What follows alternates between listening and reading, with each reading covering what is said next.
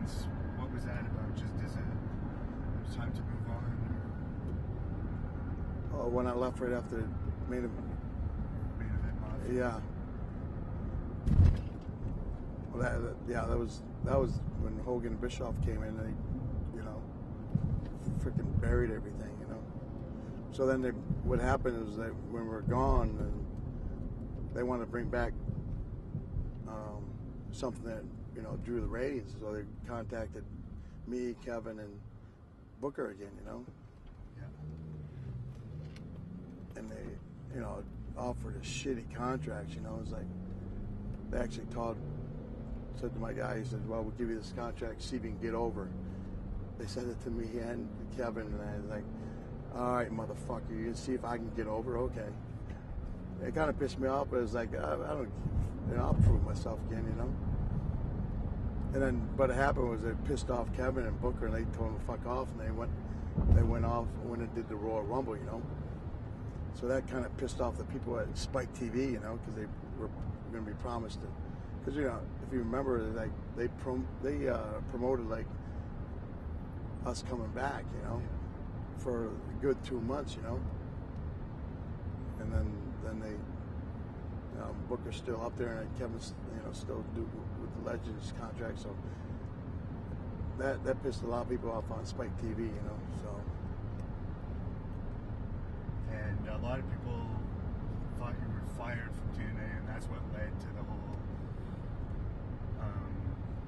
stuff that's going on with Bischoff and Hogan now. But you were offered a contract, right? Yeah, they offered me extension in November. They offered me one in December and January, and I never signed them, you know. Because at that point, I could see what was going on, you know, and it's like, that's when it was really starting to piss me off, you know. And I really started to find out what pieces of shit Bischoff and Hogan really were, you know. And they were pissing me off because they're like doing it to my friends, you know, like guys that you were trying to build TNA with Rude and AJ and especially Kurt Angle, you know. I mean, he went on, you know, in the media markets on radio and they were burying them, you know. And they really didn't understand it, like, I mean, because it makes no sense, you know what I mean? But if you've been around it before, you realize what's going on, you know, and they couldn't really relate to what was going on because, like, why would you do that, you know? So I had enough, you know. So, yeah, and that's what led me to start telling the truth about, you know, Bischoff and Hogan, and they didn't really like it, you know. Cause I warned him. I told him it was not going to be nice, man. I told him that, and I told that to Bischoff, and fuck him. It's still not over, you know. I'll see those guys again. So I know a lot of people misunderstand and they think it's a personal thing, but in reality, you're just worried about the company. You feel that its future is in jeopardy. Oh, it's definitely in jeopardy, you know. I mean, look, they're losing money, and its ratings are bad, and it's like, how can you not look at those two guys, you know? They haven't performed, you know what I mean? Everybody's got to, you know, got to perform, you know, and well, how come they're not accountable for, you know, the shit that they're putting on TV, him pushing his son, fucking Hogan pushing his fucking cunt, worthless daughter who can't sing or dance, you know? And it's embarrassing, man. So. And ratings have not moved since all those big stars were brought in, like. Yeah, I mean, and they're losing money because they got to pay their, you know, their contract. I mean, no way would that work in a normal business setting. You know what I mean? I mean, they've been there for almost 3 years now, and they haven't done anything to spike the ratings. Like, that would not work in a normal, you know, if you don't perform, you lose your job, you know. It's like, but they're just, you know, they know how to talk to. They know how to talk to dicks. Yeah. That's the reason why they haven't been right. Let go, I guess, because they haven't performed. There's no evidence that. I mean, it's like, it's in black and white, man. It's ratings are what drives wrestling. You know, it's always been like that, and for like turn their back on.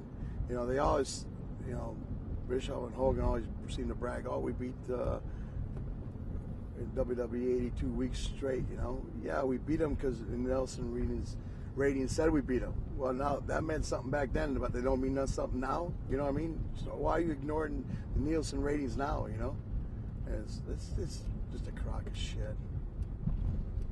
They even draw under a 1 from time to time. What do you think? If you were in charge of TNA, if somebody finally fired Hogan and Bischoff and said you were in charge, what do you think it's salvageable? What would you do to save the company? I mean, that's like there would be so much work because they've actually tore down everybody's character. I mean, they haven't done anything to build anybody up. They just, you know, it would be so much work to bring, you know, to overhaul it. You know, name one person that they really enhanced their career or enhanced their character. I mean, it's, you know, it's ridiculous how bad it is, you know. So the Hogan thing, it didn't start now. I mean, it's kind of started back then, and it wasn't just you. I've heard it from a lot of people that there was a lot of animosity against him in the dressing room at WCW. Well, you gotta understand, Hogan's in real life. I think I proved that recently when I started tweeting. He's a fucking cunt, man. He would always tell who would win, who would lose. He would always try to keep his thumb on everybody, you know. But back in WCW, it was like, you know, it was hard to, you know, because he had a lot of power. He gave him Bischoff, you know, and it's like, and he disguised it more, you know. But once in TNA, they were, I don't know, arrogance or whatever. They just came in and buried everybody, you know. Back then, yeah, he did the same shit, you know, keeping his thumb on. Didn't want hardly anybody to get over, you know. He's a fucking cunt. Were you happy when Eric Bischoff was gone the first time from WCW? Well, I had always seemed to get along with Eric, you know, but I mean, he'd be a prick sometimes, but you know, not around me, you know.